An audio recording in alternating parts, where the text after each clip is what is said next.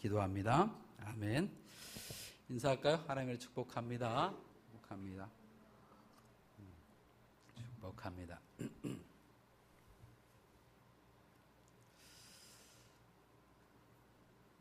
어떤 엄마가 저녁에 콜드 크림이라고 하나요? 콜드 크림을 얼굴에 발랐대요. 막 바르고 있었대요. 그랬더만 듬뿍 바르길래 아이가 물어봤대요. 엄마 뭐 하세요? 밤에? 그러니까 엄마가 예뻐지려고 그랬대요. 그런데 조금 있으니까 엄마가 티슈로 얼굴 걸 다 닦아내더래요. 그러니까 아이가 엄마한테 그랬대. 엄마 벌써 예뻐진 거 포기하셨어요? 그랬대요. 예뻐지려고 했던 것을 포기한 건 아니죠. 더 예뻐지려고 하신 거예요.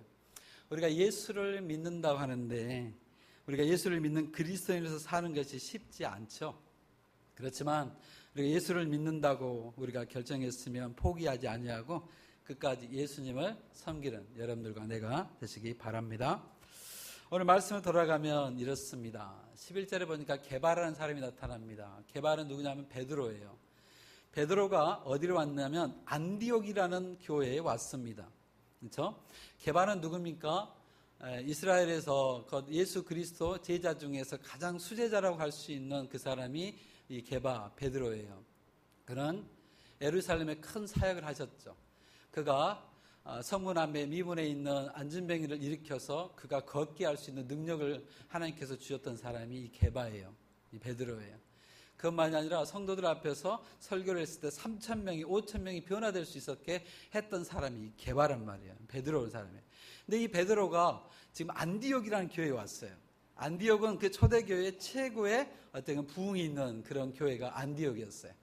그리고 복음을 전하는 교회, 전 세계에 선교사를 보내서 복음을 나눌 수 있었던 교회, 그리고 최초로 그리스도인이라고 이렇게 받을 수 있었던 그 교회, 그 교회가 안디옥이에요. 그러니까 베드로라는 사람이 하나님의 사람 예수 그리스도의 수제자가 제일 부흥된다고 하는 그 안디옥 교회에 찾아왔어요. 찾아오니까 많은 사람들이 이 게바를, 이 베드로를 영접을 해줘서 영접을 하고 나면 어떡합니까? 영접에서 가장 꽃이 뭐예요? 음식 대접을 했어요. 그래서 음식을 대접을 하니까 게바가 여러 사람들과 이방인들과 함께 밥을 먹기 시작했어. 밥을 먹는다는 것은 이방인들과 예루살렘에 있었던 그 유대인들이 함께 밥을 먹는다는 것은 한 가정이라, 한 무리라, 하나라는 것에 대한 증명인 거예요. 그래서 유대인들은요, 끝까지 사람을 보면서 그들을 식사를 이렇게 초대를 잘 안 해요. 마지막 부분 돼서 내가 정말 함께 할 수 있는 사람들만 초대하는 거예요. 뭐 밖에서야 비즈니스 때문에 먹을 수도 있지만 집에서 그렇지 않아요. 여러분들도 일평생 신앙생활 했는데 유대인들 만나고 유대인들하고 밥 드셔보신 분 계세요? 없죠? 예. 인간성을 좀 보셔야 돼요. 유대인들은 그렇게 쉽게 마음을 열지 않아요. 유대인들은 언제나 항상 비즈니스나 어떤 것은 그럴지 몰라도 자기 집에 초대해서 밥을 먹는 건 쉽지 않습니다. 그런데 지금 게바와 바나바와 거기에 있는 유대인들이 이방인들과 함께 식사를 하게 됐다는 거예요. 거기서 used to, 그러니까 그것이 한 번이 아니라 여러 번 그렇게 했다라고 성경은 말해요. 그만큼 그들과 하나가 되어서 밥을 먹고 있었어요. 자, 그런데 무슨 일이 있었냐면 12절에 보니까 야고보에서 온 어떤 이들이 이르기 전에 그래요. 야고보라는 사람은 예루살렘에 있었던 수장이에요. 거기에 베드로나 다른 사람 다 전도여행을 떠났을 때도 그 예루살렘의 수장으로 있었던 사람이 야고보예요. 그래서 사도행전 15장에서도 그 야고보에 대한 이야기가 나오잖아요. 그만큼 이 야고보가 그 예루살렘의 수장인데 그 사람들로부터 해서 온 어떤 사람들이 있었다라고 말을 합니다. 근데 그들이 누구냐면 할례자들이었다는 거예요. 그들이 유대인들 중에서 복음을 받아들이기도 했지만 그들이 율법을 중요시했던 사람들이 찾아왔다는 거예요. 그런데 이 사람들이 정말 야고보가 보냈는지 안 보냈는지를 몰라요. 사도행전 15장 24절에 이렇게 말합니다. 들은즉 우리 가운데서 어떤 사람들이 우리의 지시도 없이 나가서 말로 너희를 괴롭게 하고 마음을 혼란하게 한다 하기로 하고 여기에서 기록해 놓은 거 보니까 아마 야고보가 안 보냈을 수도 있어요. 그 이름을 가지고 찾아왔어요. 어쨌든 성경은 정확히 말하지 않지만 어쨌든 그들이 와서 말한 것은 자기들이 할례자였고 유대인이라는 것 때문에 율법을 지켜야 된다는 것을 강조했던 사람들인 것은 분명한 것 같아. 그 이유는 뭐냐면 베드로가 밥을 먹다가 이방인들과 밥을 먹다가 그들이 왔다는 소식을 듣고 빨리 숟가락을 내려놓고 밥을 안 먹은 척 했다는 거예요. 밥을 안 먹은 척. 왜? 할례자들이 오니까 자기가 할례자들과 같은 사람인데 어떻게 이방인들과 함께 밥을 먹느냐, 하나님이 그들은 구원하지 않느냐 하는 그런 것들에 씨름이 있었는데 그들에게 합당하게 나는 유대인이야, 나는 할례자야 하는 걸 보이기 위해서 그랬다는 거예요. 그런데요, 이것이 바울이 알게 된 거예요.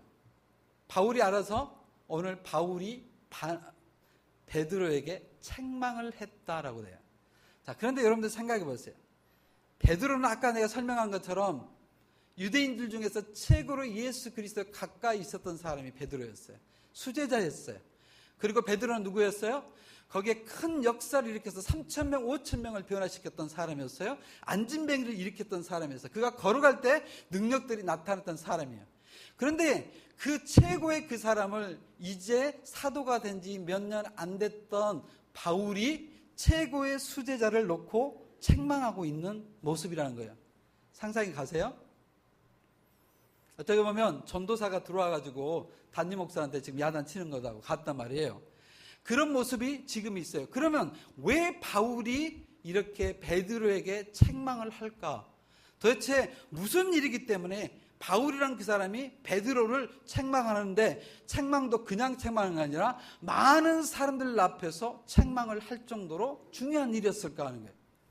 맞습니다. 이건 너무너무 중요한 일이었어요. 이유는 그 다음 절을 보면 이렇게 나와요. 13절 한번 보십시다. 13절에 그 이유. 자, 13절. 자, 시작. 남은 유대인들도 그와 같이 외식함으로 바나바도 그들의 외식에 유혹되었더라. 베드로가 그렇게 외식을 하니까 유대인들이 다 거기에 외식을 하게 되고 더 중요한 것은 안디옥 교회의 총책임자라고 하는 바나바도 그들의 외식에 유혹이 돼버렸더라 하는 거예요. 여러분 우리 그냥 읽고 넘어가셨을지라도요 잘 보셔요. 왜냐하면 바나바도 그 신앙이 너무너무 좋아가지고 11장에 사도행전 11장에 그를 안디옥 교회에 파송을 해서 그가 바울을 데려다가 성경 공부를 하면서 그 안디옥 교회가 그리스도인이라는 그런 칭호를 받게 했던 사람이 바나바예요. 바나바. 그런데 그 바나바가 베드로가 외식하는 그 모습을 보고 바나바까지도 외식하는데 유혹이 돼버렸다는 거예요. 엄청난 중요한 일이에요. 이게 뭐냐면 지금 기독교라는 그 기독교가 곧 예수를 믿는 그리스도인들이 어떤 그룹으로 나눠지냐는 것이 여기서 결판이 나는 문제거든요. 이건 뭐냐면 하나님이라는 그분이 모든 만물을 다 창조했던 그분이 모든 백성들을 다 구원하셨다라고 선포를 했는데도 불구하고 이 베드로가 외식함으로 통하여서 어떤 결과가 되냐면 하나님이란 존재는 이방인들은 차별하는 존재구나. 오직 유대인들만 사랑하고 유대인들만 보호하고 이방인들은 그냥 헐벗게 내버려두고 이방인들은 그냥 외식하게 그들과 함께 식사하지 못하는 차별을 받는 그런 종교구나를 여기에 인식을 시킬 수 있는 그 자리가 되는 거예요. 그 자리가. 그래서 야단을 치게 된 거예요. 그건 아니지 않느냐. 아니지 않느냐. 그리고 그 다음 절에 이렇게 말합니다. 14절입니다. 14절 한번 읽어볼까요? 자, 시작.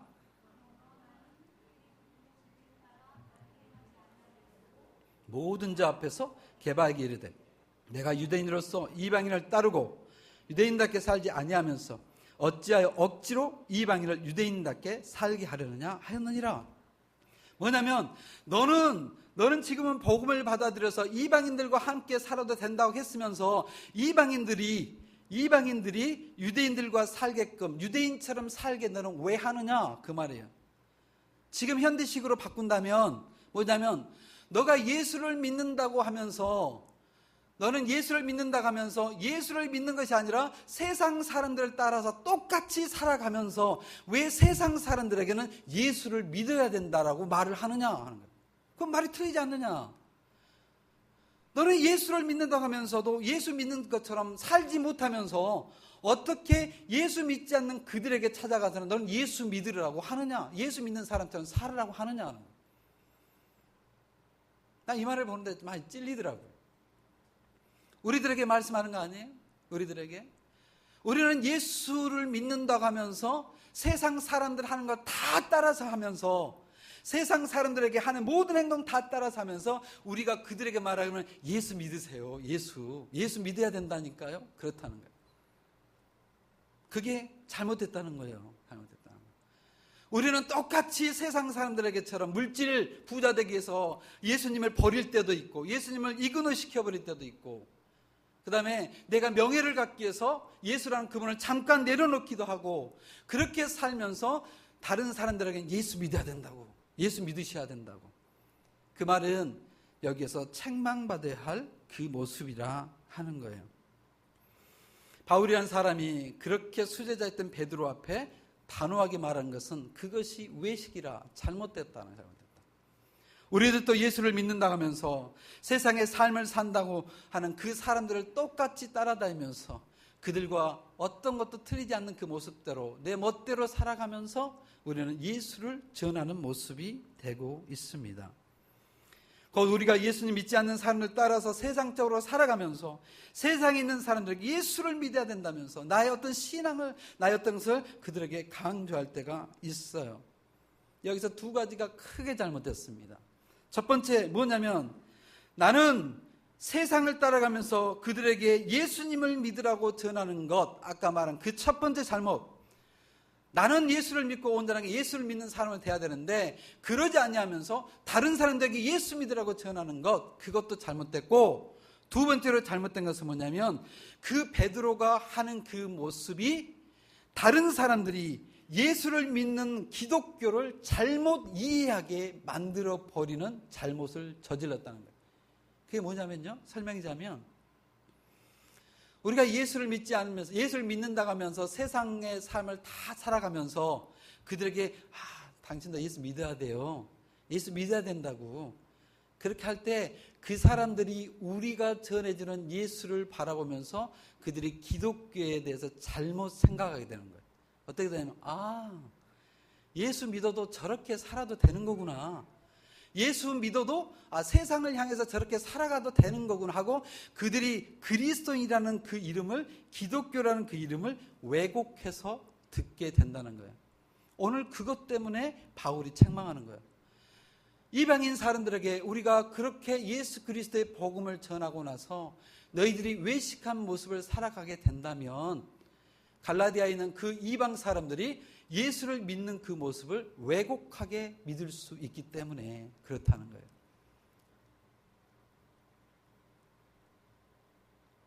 우리가 어떻게 살아갑니까? 예수를 정말 전하는데 전할 수 있는 모습으로 살아가시나요?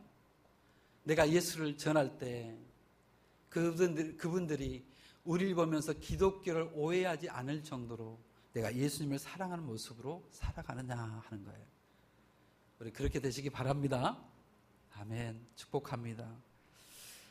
두 번째는 내가 그리스도와 함께 죽고 산다는 것이 무엇 때문에 그러냐 하는 거예요. 그것은 그리스도의 믿음 때문에 그렇다 하는 그리스도. 16절 한번 읽어보십시다. 16절. 자, 시작. 사람이 의롭게 되는 것은 율법의 행위로 말미암음이 아니요 오직 예수 그리스도를 믿음으로 말미암은 줄 알므로 우리도 그리스도 예수를 믿나니 이는 우리가 율법의 행위로서가 아니고 그리스도를 믿음으로써 의롭다함을 얻으려 함이라. 율법의 행위로서는 의롭다함을 얻을 육체가 없느니라. 여기서 뭐냐면 예수 그리스도를 믿음으로 말미암은 줄 안다. 예수 그리스도를 믿나니 그래요. 예수 그리스도를 믿는다는 게 뭘까요? 우리들에게 이런 이야기를 하잖아요. 믿음으로 구원받는다고 그래요. 믿음으로. 맞나요? 행위가 아니라 믿음으로 구원받는 건 사실이에요. 그런데 우리가 이 말을 할 때 우리 기독교인들을 보면 너무나 많은 사람이 오해를 해요. 내가 보기에는 한 7, 80%가 오해를 하는 것 같아요. 예수 그리스도를 믿음으로 구원을 받는다는 건 사실이에요. 그런데 그 믿음이 누구의 믿음이냐는 거예요. 누구의 믿음? 내 믿음이냐 하는 거예요. 그게 아니에요. 그게 아니라 예수 그리스도의 신실하신 그분을 내가 믿는 거예요. 내가 구원받을 수 있는 능력을 내가 가지고 있어서가 아니라 내가 구원받을 수 있는 그 능력, 내가 구원받을 수 있는 그런 놀라운 그런 위력들, 그것들을 내가 믿는 것이 아니에요. 그걸로 내가 구원받는 사람 한 명도 없어요. 여기서 말하는 것은 육체로서 구원을 받을 사람 한 명도 없다라고 16절에 그러잖아요. 없어요. 그럼 도대체 믿음 하는데 뭐냐? 그 믿음은 내가 가지고 있는 믿음이 아니라 나를 사랑하시는 그 하나님의 신실하심, 하나님의 그 신실하심을 내가 믿는 거예요. 그것을 믿음으로 내가 구원을 받는 거예요. 창세기 15장을 보면 아브라함에 대한 이야기가 나와요. 아브라함이 어떻게 해요? 하나님께서 아브라함을 불러서 15장 5절에 보면 하늘에 있는 무별들을 보여주고 말하기를 내가 너의 자손을 이렇게 해줄 거야 그래요. 그러니까 아브라함이 뭐냐면 여호와를 믿음에 그래요. 여호와를 믿음에 그를 의롭다 하여 주셨다 그래요. 의롭다. 그러면 아브라함이 자기가 구원을 받을 수 있는 믿음이 있었을까요? 이거 고민되죠? 믿음의 조상이라고 우리가 말을 했는데 아브라함이 자기를 구원할 수 있는 믿음의 능력이 없어요. 그에게는 능력이 없어요. 아브라함에게는. 그러나 우리는 그를 믿음의 조상이라 부르는 거예요. 그 이유가 있어요. 뭐냐면 창세기 12장에 하나님께서 아브라함을 불러서 믿음의 조상으로 세워줍니다. 그런데요 12장에 보면 이 사람이 하나님께서 그렇게 불러줬음에도 불구하고 그 사람은 어떤 삶을 사신 줄 아세요? 그 땅에 가뭄이 들었어. 가뭄이 들고 나니까 하나님께서 떠나지 말라는 가나안 땅을 그냥 떠나버려요. 떠나서 어디가 애굽으로 가. 애굽으로 가서 자기 아내를 팔아서 부자가 되는 사람이 아브라함이에요. 아브라함. 자기가 아내 때문에 죽을까 봐 아내의 사례를 바로에게 바치면서 내 누이라 내 아내라고 하지 않아요. 그래서 팔아가지고 부자가 돼요. 그러니까 결혼할 때 아내는 이쁜 사람하고 결혼해야 돼요. 그래야 부자가 될 수 있는 상황이 돼요. 예, 팔아볼 수가 있어. 이거 보니까 팔 사람이 별로 없는 것 같아. 아브라함이 그 짓을 한 거예요. 근데 그분이 정말 믿음의 조상이라고 말할 수 있을까요? 창세기 15장에 그를 불러서 하나님께서 의롭다라고 말을 해줬는데요. 창세기 16장에 가서 그 사람이 어떤 짓을 한 줄 아세요? 하나님께서 너에게 무별이 있는 것처럼 그 수많은 자손을 주겠다고 약속을 했는데도 불구하고 16장에 지나자마자 그는 자기의 힘으로 자식을 낳으려고 하갈을 아내로 취하는 일을 범하는 사람이 아브라함이에요.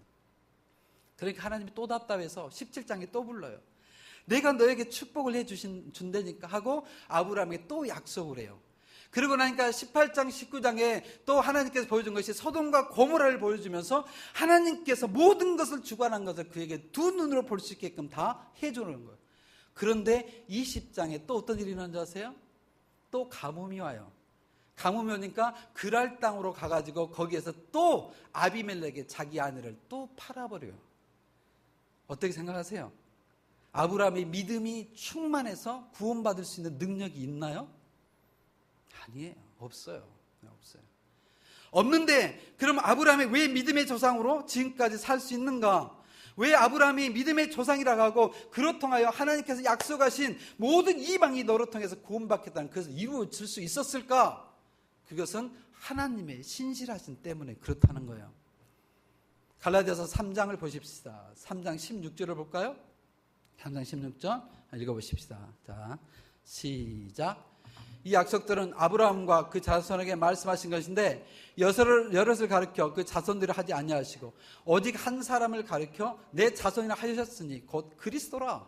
너의 자손으로 통해서 이방에 축복받는다는데 예수 그리스도가 태어나실 그때까지 아브라함은 수없이 죄를 짓고 잘못하는 그 길로 갔고 유다 족속도 그랬고 다윗이라는 사람도 그랬지만 하나님께서 신실하신 그 하나님께서 그를 일으켜 주셨다 하는 거예요. 우리가 구원받을 수 있는 믿음이 있어서가 아니라 우리를 사랑하시고 우리를 구원하시는 신실하신 하나님의 은혜가 있기 때문에 구원을 받는 거예요. 제가 설명을 해드리면 이래요. 우리 막내가 레고를 참 좋아해요. 그래서 버니파시에 가면 아빠 나 레고 가게 한 번만 들어갔다 와도 돼요. 그래요. 구경만 해. 그래 구경. 비싸요. 레고가 상당히 비싸요. 그래서 안 사줘요 저는. 그래서 구경을 시켜요. 그러면 자기가 보고 실컷 보고 그냥 가요. 보니까 레고가 한국보다 한 거의 한 1.5배, 한 30% 더 비싸더라고요, 여기가. 그래서 제가 인터넷 찾아봤어요. 미국은 도대체 얼마인가. 그런데 미국의 2배 정도가 비싸요, 여기가, 레고가. 다른 거 모르겠는데 레고가 그러더라고요. 근데 우리 아이가 제가 작년에 미국 갔을 때 아빠 나 레고 사다 주세요, 그래, 레고. 근데 레고가 비싸잖아요. 그런데 그래도 거기는 여기보다 2배가 싸니까 이제 갔어요. 갔는데 이 아이가 전화로 아빠 레고를 사주세요 했는데 레고를 자기는 이미 가질 수 있다라고 믿고 있는 거예요. 믿고 있더라고요. 그런데 아빠가 용돈이 있어야 사주죠. 근데 아빠는 능력이 있다는 걸 알아요, 이는. 왜? 아빠 누나들이 다 거기 사니까, 고모들이. 그러니까 아는 거예요. 아빠가 그걸 사올 수 있는 능력이 있다는 거. 그게 뭐냐면 이 녀석이 레고를 가질 수 있다는 확신을 가지고 있었어요. 기다리고 있었어요. 자기가 아빠가 올기를 기다리는 거예요. 그런데 이 애가 레고를 가질 수 있는 확신을 가지고 있었지만 이는 레고를 가질 수 있는 능력이 없었어요. 있어요? 살 수 있는 능력이 없어요. 살 수 있는 능력은 없는데 그걸 믿고 있는 거예요. 그 이유는 뭐냐면 레고를 살 수 있는 아빠가 있다는 걸 알거든요. 그는. 그게 믿음이라는 거예요. 오늘 아브라함이 말한 게 뭐냐면 아브라함이 구원을 받을 수 있는 능력이 있어서가 아니라 아브라함에게 능력을 주실 수 있는 신실하신 그 하나님이 아브라함을 구원하겠다는 약속, 그리고 믿음의 조상을 세우겠다는 그 약속, 그 약속을 믿는 아브라함이 믿음의 조상이 된 거란 말이에요. 오늘 여기서 말하는 것은 사도 바울이 그 이야기를 하는 거예요. 우리가 믿음으로 구원을 받을 수 있다. 우리가 믿음으로 구원을 받아 오직 믿음밖에 구원을 줄 수 없다 하는 그 이야기는 뭐냐면 우리들이 너무나 신실해서 너무너무 신실해서 예수를 믿는 그 믿음이 너무 좋아서 능력에서 우리가 구원받는 게 아니라 하나님의 그 능력, 하나님의 그 신실하심, 십자가 이에서 자기 독생자를 죽이실 만큼 우리를 구원하시겠다는 그 약속을 지키시는 신실하심, 그 신실하신 하나님이 우리와 함께 하시기 때문에 그를 믿는 그 믿음, 그것이 우리를 구원한다 그 말이에요. 내가 능력이 있어서가 아니라 나를 구원하실 그 하나님에 대한 내 아들이 나를 믿었던 그 믿음, 그것이에요. 내가 능력이 있는 게 아니에요. 능력이 있는 그 아버지 하나님을 믿는 그 믿음, 그 믿음이 나를 구원해 주신다 하는 거예요. 나를 믿는 것이 아니라 내가 할 수 있다는 나의 능력을 믿는 것이 아니라 그 하나님의 신실하심, 그것을 믿는 거예요. 사도 바울이 오늘 그 이야기를 하는 거예요. 믿음으로써 우리가 다 구원받는다, 행함이 아니라. 그런데 우리는 어떻게 해요? 내가 해보려고 그래. 내가 이뤄보려고 하는 거예요. 내가 그 모든 것을 다 가져보려고 하는 거예요. 내가 그 모든 걸 다 이루어서 하나님 내가 짜잔 내가 했습니다 라고 말하고 싶어요. 그러니까 힘든 거예요, 이 땅에서. 그 하나님을 믿어야 되는데 하나님을 믿는 것이 아니라 하나님은 잠시 계십시오. 내가 알아서 하겠습니다. 제가 제 어머니를 참 사랑해요. 근데 지금은 사랑하는데 어머니 살아계실 때 참 못한 것 같아요, 내가. 그래서 어떤 일이 떠오를 때마다 어머니가 가끔 생각나요. 근데 요즘에 이제 조금씩, 죄송합니다, 조금씩 나이가 먹어가려니까요, 젓가락질하기가 싫더라고요. 그래가지고 가끔 밥을 먹다가 갑자기 수저가 가서 김치를 떠먹으려고 할 때가 있어요. 그냥 젓가락질하는 게 귀찮을 때가 있더라고요. 그러면서 어머니가 생각났어요. 어머니가 옛날에 일은 막 넘으셨을 때 함께 식사하다 보니까 할머니들이 그냥 젓가락질하는 거 숟가락으로 막 뜨시려고 하시더라고. 근데 숟가락에 보면 밥풀 더 묻고 하니까 좀 그렇잖아요. 그래서 엄마 그러지 마세요. 그랬는데 내가 그러려고 하더라.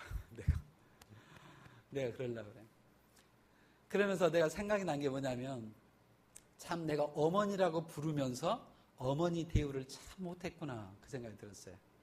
어머니라고 부르면서 어머니 대우를 못했던 내 모습, 그 모습. 떠오르더라고요. 뭐냐면 우리가 주님이라고 부르면서 그 주님의 대우를 참 못하더라 생각해요.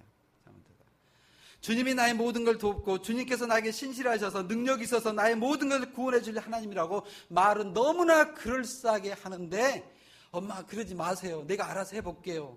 어머니 그러지 마세요. 내가 내 인생 살아볼게요. 어머니 그러지 마세요. 내가 결혼했으니까 내 가정 내가 한번 이끌어 볼게요. 어머니 그냥 놔둬보세요. 내가 내 아이 키워볼게요. 그러던 것처럼 우리 하나님께서 나의 하나님이라고 신실하신 하나님이라 능력의 하나님을 부르면서 우리가 하는 말이, 하나님 내가 알아서 할게요. 내가 내 인생 살아본다니까요. 하나님 내가 내 인생 속에서 내가 이거 해볼 테니까, 내 사업 해볼 테니까 하나님, 내가 내 자녀 키워볼 테니까 하나님, 내가 내 가야 할 그 길을 계획해 볼 테니까 하나님 하는 거예요. 그래서 거기에서 어려움이 생기는 어려움. 오늘 우리가 말한 것처럼 내가 구원받을 수 있는 능력의 믿음을 내가 가지고 있는 것 같이 그런 착각을 하는 거예요. 내가 구원받을 수 있는 능력이 있어서 하나님 필요 없이 하나님의 십자가에서 죽으시지 마세요. 내가 십자가에 죽으신 그 하나님을 내 손으로 붙들어서 내 능력으로 내가 구원받을 테니까. 아니라는 거예요. 그 구원이 없다는 거예요. 그것이 아니라 그 능력이 없고 우리가 구원받을 수 있는 것은 내 능력으로 내가 구원받는 것이 아니라 십자가 위에서 죽으실 만큼 나를 사랑하시고 하나님께서 창세기 3장 15절에 약속했던 그것을 지금의 성령을 보내주시면서까지 약속을 지키시려고 하는 신실하신 그 하나님, 그 하나님의 은혜가 여러분들과 나를 구원하실 줄로 믿으시기 바랍니다. 그게 믿음이에요. 그게 내 능력으로 할 수 없는 거예요. 세 번째로 우리는 내가 그리스도와 함께 죽고 사는 것이 무엇이냐. 20절입니다. 20절 읽어보십시다. 20절. 자, 시작.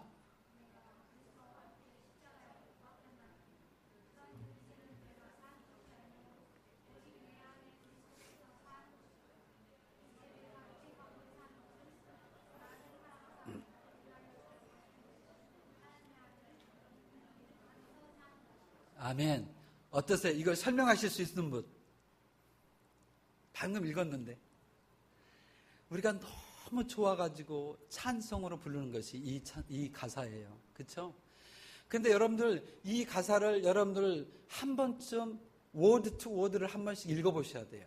그냥 하지 마시고, 너무 좋아서 찬양만 하지 마시고, 내가 그리스도와 함께 십자가에 못 박혔나니.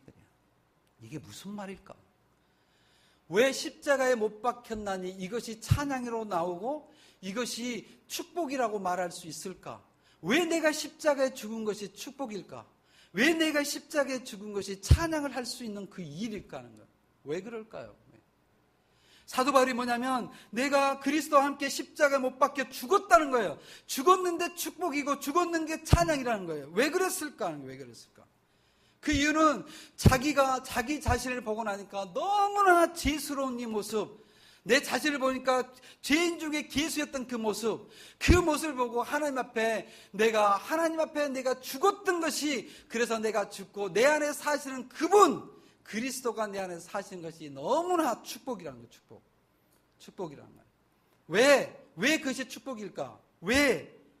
여러분, 이 땅에서요, 한국은 아직 사형이라는 제도가 있어요. 근데 사형은 누구에게 주는지 아세요?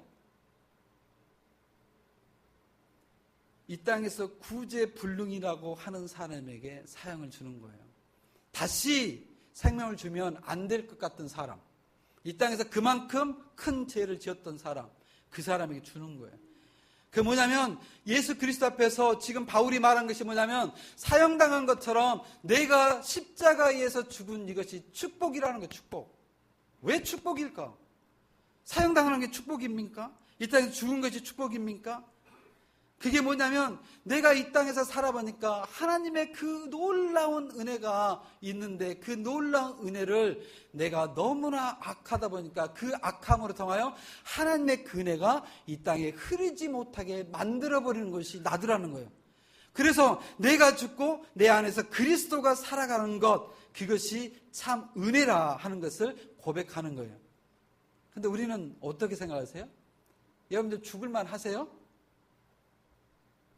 아니잖아요. 우리는 살만하잖아요. 우리는 내가 봐도 웬만큼 착해 우리가. 그러다 보니까 안 죽어도 될 것 같아. 그런데 성경은 말하기를 우리가 죄인이라는 거예요. 죄인. 로마서 3장 20절에 보니까 율법으로서는 의로울 사람이 한 사람도 없대요. 그러니까 3장 21절에 그 의를 얘기해서 한 의를 주셨는데 그 의가 그리스도라 그래. 그리스도라. 5장에 보면 5절과 8절에 우리가 죄인 됐고 원수되어서 구원받을 수 있는 것이 하나도 없었는데 주 예수 그리스도가 오셔서 십자가의 죽으심으로 통하여 8장에 보니까 로마서 8장 1절 기에 보니까 우리가 다시는 컨뎀네이션의 죄에서 우리가 버림받는 그 일을 당하지 아니어도 되게 하셨다는 거예요. 하나님께서. 그게 은혜라는 거예요. 그러면 이제 여러분들 가운데 여러분들 마음속에 누가 계셔요? 누가 계셔요? 성령님이 계셔요? 진짜 계세요? 한번 열어보세요. 계신가? 성령님이 계시대. 근데 그 성령님이 어떤 분이세요? 천지를 창조하신 분이 하나님.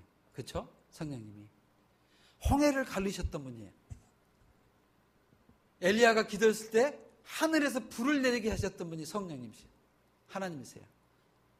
오병의 역사를 일으키셨던 분이 성령님이세요. 죽은 나사로를 살리셨던 분이 성령님이세요. 그렇죠? 그 성령님이 내 가슴속에 계시다는 거예요.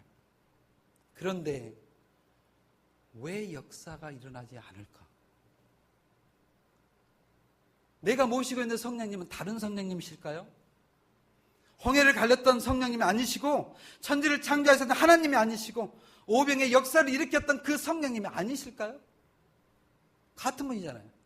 같은 분인데 왜 내 삶을 통해서 역사가 안 일어날까? 안 일어날까? 그 이유는 성령님의 역사를 가로막는 것이 있더라는 거예요. 가로막는 게. 그게 누구냐? 사도 바울이 말한 나라는 거예요. 나. 내 자아라는 거예요. 내가 성령님께서 천지를 창조했던 하나님이, 홍해를 가시는 하나님이, 오병의 역사를 일으켰던 하나님이, 죽은 나사로를 살렸던 그 하나님이 내 가슴 속에서 역사를 일으키셔야 되는데 그 역사를 가로막는 것이 있었는데 그것이 나라는 거야. 나. 그래서 사도 바울이 뭐냐면 그 나가, 그 내가 십자가에 죽으신 그것이 은혜로라. 찬양을 할 수 있는 것이라. 왜? 하나님께서 내 삶 속에서 역사를 하시게 나와야 되는데 그 역사를 막아버리는 내 자아가 죽었던 그것이 하나님 앞에 축복이라. 오늘 우리가 2장 20절 너무나 잘 외우는 말이고 너무나 찬송을 잘하는 찬송이에요. 그런데 저기 찬송하는 의미를 알고 찬송해야 되잖아요. 의미를. 내가 그리스도와 함께 십자가에 못 박혔나니 그런즉 이제는 내가 사는 것이 아니요 오직 내 안에 그리스도께서 사신 것이라. 그것이 얼마나 기쁨이란 것을 고백할 수 있는 우리가 되어야 한다는 거예요. 우리의 자아라는 것이요 얼마나 능력 있는 줄 아세요? 권능이 있어요. 우리 자아가. 어떤 권능? 어떤 능력? 성령 하나님께서 역사를 못하실 만큼 막아버릴 수 있는 능력이 내 자아라는 내 자아. 왜? 성령님의 인격을 가지고 계시니까. 성령의 인격을 가지고 계시니까 내가 하나님을 내 하나님으로 모시지 않고 내가 그분의 역사심을 내가 막아버리면 하나님은 일하지 않고 계세요. 가만히 계시는 거예요. 그렇기 때문에 우리가 성령님이 내 마음속에 있다 하시는데도 역사가 일어나지 않는 거예요. 여러분들은 성령님을 모시고 사는데 우리들은 성령님을 모시고 사는데 왜 내 사업은 이 모양일까? 그렇게 한탄한 적 없으세요? 성령님을 모시고 사는데 왜 내 가족은 이 모습일까? 성령님을 모시고 사는데 내 삶의 모습은 왜 이런 모습일까? 왜 내 아이들은 이 모습일까? 성령님께서 역사하지 못하도록 가로막고 있는 여러분들의 자아가 있기 때문에 그렇다는 거 아십니까? 우리들이 하나님 앞에서 그러는 거예요. 그래서 바울은 성령님의 역사를 막는 내가 죽었다는 것이 축복이라는 거예요. 성령님이 역사하는 길을 여는 길이기 때문에 그렇다는 거예요. 사도 바울은요, 그 전과 후가 달라져요. 다메섹에서 예수를 만나고 나서 그 삶이 완전히 달라졌어요. 사도 바울의 삶의 비밀, 사도 바울의 능력의 비밀. 그래서 오늘 갈라디아서 2장 20절에 말한 것처럼 내가 십자가에서 죽었다. 그래서 내 안에 사시는 이는 이제 나를 사랑하신 그 예수 그리스도, 그분이 사는 것이고 내가 육체를 가지고 사는 것은 나를 사랑하셔서 자기의 모든 것을 주신 그 예수 그리스도, 그분을 위해서 사는 것이라고 고백하는 게 되는 거예요. 하는 성도 여러분들, 우리가 믿음의 삶을 살아갑니다. 그래서 사도 바울처럼 우리는 이렇게 예수 그리스도가, 내가 예수 그리스도의 십자가에서 함께 죽고 그리고 예수 그리스도가 내 안에서 살았다 그래요. 그것보다 영어로 뭐라 그래요? born again. 다시 태어났다. 내가 거듭났다 그래요. 거듭났다는 그 말은 내가 죽고 예수 그리스도로 사는 거예요. 그런데 우리들이 나는 예수 믿는 사람이에요, 나는 그리스도인이에요 하면서 이런 거듭남의 삶이 없다면 그래서 옳지 않는 삶이 되는 거예요. 옳지 않는 사람. 거듭난 삶이 아니에요. born again 된 게 아니에요. 다시 태어난 것이 아니에요. 우리가 세상을 살다 보면요, 여러 부류가 있어요. 성경에 사복음서에 보니까 베드로라는 수제자가 있고 가룟 유다는 제자가 있더라고요. 그런데 이 베드로라는 사람은 죄도 짓기도 하고 무너지기도 하는데 이 사람은요, 예수 그리스도를 위해서 자기 일생을 드리면서 살았어요.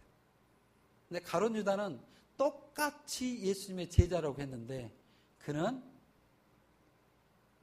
예수님을 따라다니면서도 육신의 모습으로만 살아가더라고요. 우리가 그리스도인이라고 고백합니다.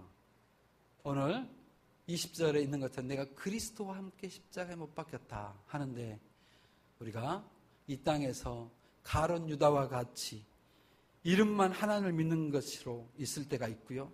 그러나 하는 일들마다 하나님과 상관없이 살아갈 때가 있어요. 어떻게 사시렵니까? 우리 모두는 예수 그리스도와 함께 십자가에 못 박혀 다시 거듭난 그런 삶을 여러분들이 사시기 축복합니다. 기도하겠습니다.